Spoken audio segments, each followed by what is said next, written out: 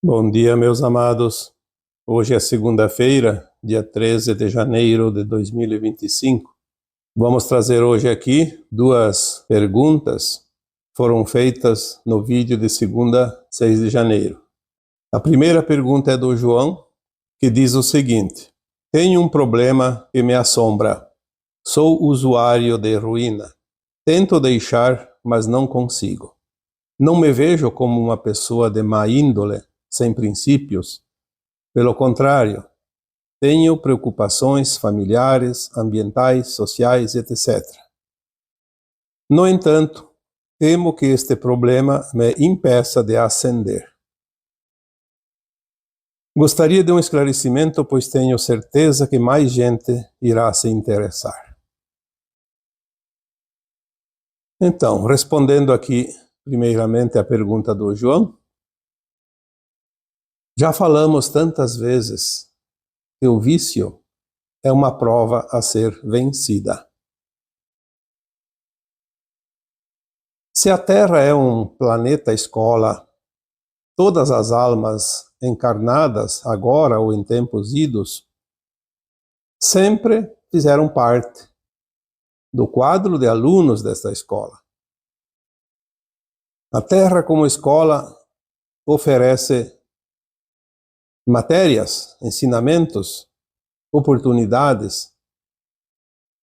Assim como uma escola qualquer, todas as matérias precisam ser ministradas dentro de um certo tempo para que o aluno atinja o final desse ciclo e passe para um ciclo adiante, mais adiantado. Em algum momento da vida longa, que são sucessivas encarnações, a alma precisa passar pela prova do vício. Faz parte do currículo dessa escola. Muitas almas não passaram nas suas provas em outras encarnações anteriores, e muitas também não fizeram o propósito de enfrentar esta prova. Esta é a última encarnação nas provas e expiações deste planeta Terra. Muitas almas que estão encarnadas agora ou não venceram a prova anteriormente ou não quiseram enfrentar nos seus planos de alma a prova do vício. Deixaram para esta última encarnação. Nas vidas anteriores a esta encarnação, a alma, falhando na sua prova do vício, ela tinha outras oportunidades, poderia passar pela prova numa encarnação posterior, mas você não tem mais essa possibilidade agora. O que acontece? Nós sabemos que a providência divina é maravilhosa e que nos dá tantas oportunidades que nós nem podemos imaginar. O amparo que nós temos é tanto que é impossível a nossa consciência imaginar.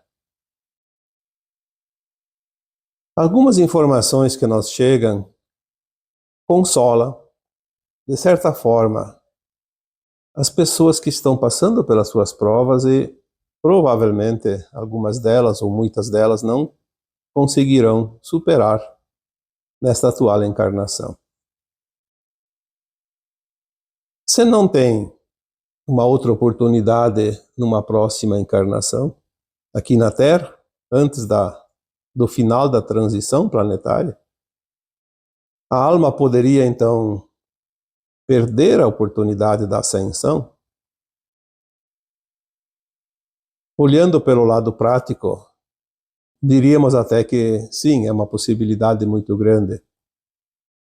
Mas pelas informações que nos são passadas, nos dizem que se a alma é boa, se a alma tem os seus predicados, passou nas outras matérias, se a alma é voltada ao bem, como diz aqui o João, não me vejo como uma pessoa de má índole, pelo contrário, tenho preocupações familiares, ambientais, sociais. Então, o João, pelo que ele demonstra aqui, é uma alma consciente das suas responsabilidades, é uma alma que está num grau evolutivo mais elevado.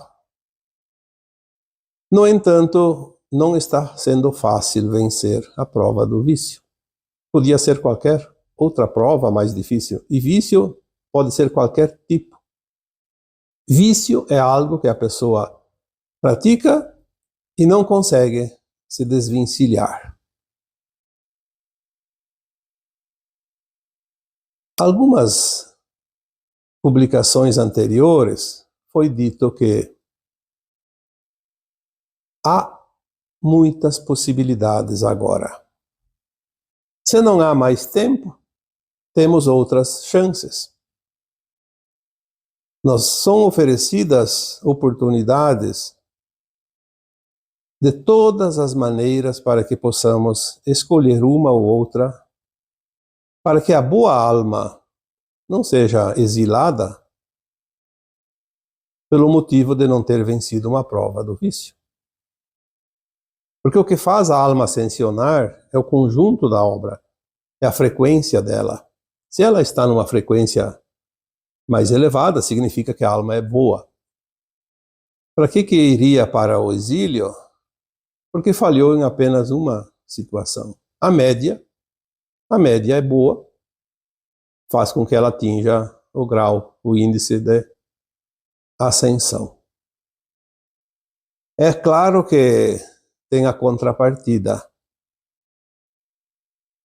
O vício, em não sendo vencido como prova nesta encarnação atual, e a alma estando na condição de boa alma, ela vai ter oportunidade de compensar a falha de uma outra forma e não perder a condição de ascensão. Nós demos exemplos muitas vezes, e aqui eu vou repetir para que fique mais claro. A alma encarnada que tem o vício do cigarro, do fumo, não consegue vencer a prova. Se faltar média no final, a alma tem no seu plano que ela pagaria o preço da falha. Então vem provavelmente uma doença que os médicos dizem é consequência do cigarro, como um problema pulmonar, por exemplo. Se a alma tem o vício da bebida alcoólica, provavelmente vai ter um problema no fígado, ou no estômago, no esôfago, em algum lugar, na garganta. Se ela tem o vício de comer demais, vai ter outro problema no corpo. Se tem o vício da droga, vai ter algum problema originário do uso exagerado, contínuo da droga. Então aqui, João, se você é, de fato, uma alma consciente que se esforça para ser a tua melhor versão,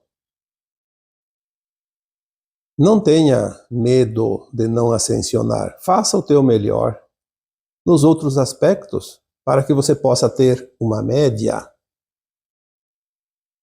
Porque se numa escola nós passamos pela média, na escola da vida não é diferente. A média final é que conta. E se você tem uma boa média, confie. Lembre-se que nós somos amparados muito mais do que possamos imaginar. É muito difícil a alma não ascensionar, porque é uma lei natural, se ela faz um pouco de esforços. É óbvio que esperar que os outros resolvam nossos problemas não contam pontos nessa média final. Os pontos que são contados são aqueles que vêm dos nossos esforços. Quando nós damos o nosso melhor, quando nós somos a nossa melhor versão. Porque, como disse o Cristo numa parábola, a cada um é dado segundo os seus esforços, as suas obras. E não há justiça melhor que essa. Se você faz por merecer, você tem o mérito. Se você não faz por merecer, obviamente não terá esse mérito. Todos nós, como humanos, temos limitações e somos falhos. Faz parte. Acertar, errar, aprender. Aprendemos com os nossos erros, embora analisando por um aspecto mais abrangente, vemos que não existem erros. Existem oportunidades, existe o aprendizado. E aquilo que nós classificamos como erros são, na verdade, as grandes oportunidades onde nós aprendemos as lições. Então, se você tem essa consciência, continue firme no propósito de ser a tua melhor versão. É a única coisa que realmente vai contar lá no final. Obviamente, continue se esforçando para vencer essa prova, você tem tempo. Muitas vezes parece que perdemos a oportunidade, mas lá adiante surgem outras alternativas e ainda é possível vencer. Está bem, João? Espero realmente que você tenha sido orientado, que é o que nós temos para te dizer, porque é o que vem para te informar. E neste mesmo vídeo de segunda-feira, 6 de janeiro, temos uma outra pergunta formulada pela Cláudia Bergamin. Ela questiona: como fica a nossa responsabilidade sobre os atos cometidos através da influência dos obsessores? Bom, nós sabemos que obsessores tinham e eram bem comuns até agora, praticamente. Mas sabemos que os obsessores, como almas que não são boas almas, que se fossem boas almas não seriam obsessores. Os obsessores, na maioria, eram almas desencarnadas. Almas que tinham passado pela experiência da matéria, como todos nós. Mas se compraziam tanto na maldade enquanto encarnados e também depois de desencarnados. Obviamente que também havia alguns obsessores de entidades extrafísicas que nunca encarnaram na Terra. Mas todas essas almas já foram levadas, a Terra já está livre delas. Então alguém diz assim, mas ainda tem, lá no centro espírita, lá no centro de Umbanda, a pessoa que tem mediunidade ainda sente, vê. Sim, um obsessor, tanto antes quando existiam de fato e agora, é uma energia. Porque ele não tem matéria. Ninguém viu um obsessor em carne e osso. Sentiu a influência. Alguns questionamentos que eu mesmo fiz para a minha equipe espiritual nesse sentido. Como assim? Você não tem mais obsessores? Como que alguns médiuns ainda sentem, pressentem, e alguns até vê vultos, imagens, cores? Enfim, sentem a energia. As orientações que têm chegado e as informações que nos são dadas é que, muitas vezes, aquilo que nós classificamos como obsessores nada mais é do que a nossa sombra, ou as nossas sombras internas, ou de alguém próximo de nós. Porque tudo é energia.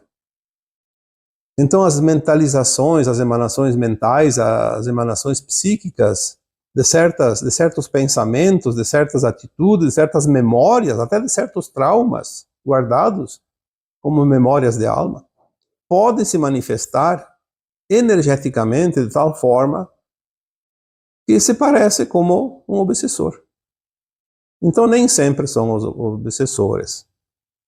Nem sempre eram obsessores. E agora, pelas informações que temos, realmente não há obsessores.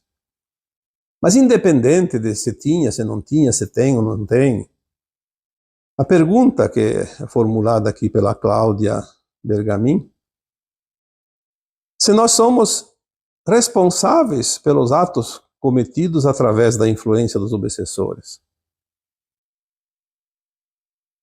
Nós sabemos que ninguém é obrigado a fazer algo se não quer. Ah, mas é um obsessor. O obsessor ele só vem por simpatia de pensamento, de frequência. Se a gente tem a frequência dele, ele vem. Se não tem, não vem. Então, se o obsessor me ataca é porque eu tenho algo dentro de mim que ressoa com aquela consciência obsessora. Se eu mudo a minha frequência, o obsessor não me encontra mais. É como mudar uma senha de Wi-Fi. Você mudou a senha, não acessa mais o aparelho. Porque é frequência. Então, de certa forma, sempre seremos responsabilizados pelas nossas ações, mesmo influenciados. Obviamente que quando somos influenciados temos o atenuante. Porque às vezes não é a intenção. Eu diria que é uma falha, é um desleixo. Não me esforcei o suficiente, então eu cometi certos atos, certas atitudes que levaram a prejudicar algo ou alguém. Sou responsável. Mas se eu fui induzido, tem um atenuante. É óbvio que é assim. Muitas pessoas se escondem atrás de suas fraquezas para justificar os seus atos. E isto não isenta ele da responsabilidade. Tem alguns atos que não são responsabilizados. Quando a pessoa não tem a sã consciência, tipo uma pessoa que tem esquizofrenia, que sofre de loucura, tem problemas neurais, ela não é responsável pelos seus atos porque ela não tem noção do que está fazendo. Ali, eu diria que é um outro modo de quitar dívidas de vidas passadas através da anulação de uma vida, praticamente. Mas quando a alma encarnada sabe o que faz, mesmo dizendo que está sendo influenciada, ela pode fazer um esforço, se trabalhar para evitar de ser manipulada. É a mesma coisa que você fazer algo porque o outro te manda.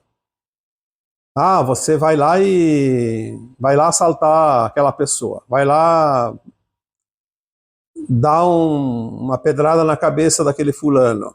Você vai lá e mata o sujeito, você vai lá e faz isso ou aquilo. E você vai lá e faz. Ah, foi outro que mandou. Sim, foi outro que mandou. O outro é autor da ideia e você é coautor da ideia e praticante do ato. Você se comprometeu a cumprir uma ordem que não era lícita. Nós não podemos cumprir ordens que não são éticas, senão nós somos coautores.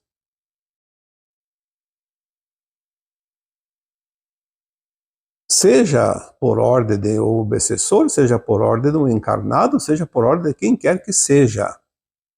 Você nunca é obrigada a cumprir uma ordem que você não ache ética, moral. Se você fizer, Você é corresponsável.